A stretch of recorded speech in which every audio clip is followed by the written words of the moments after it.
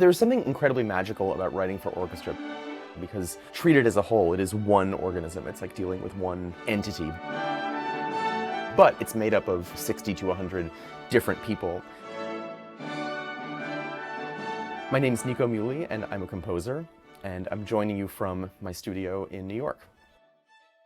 This piece, Bright Idea, has a very simple structure. It starts with a single note played by one person and ends with the same note played by the entire orchestra. So it's basically going from one to all. The audience should be looking around quite quickly to see what's happening. The first thing that I try to do with a piece is map out the overall architecture. And that can be as simple as just a straight line saying, here's where we start and here's where we end. That is kind of a musical concept, but you can think about it first visually and structurally without writing the notes. Having this sketch of just the basic shapes, for me, is very grounding.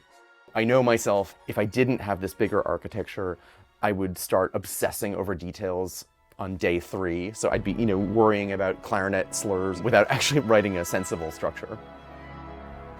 Occasionally, I will write for an ensemble or a conductor, and that's never anything I'd write about in the program note. It's not compositionally the most important thing, but I was thinking about the fact that Uri is coming in, this is his first season, and so I did like the idea of physically acknowledging that, where, whatever the gesture is that he gives at the beginning activates one player and then 2 players and 3 and 4 and 5 and 6 and 7.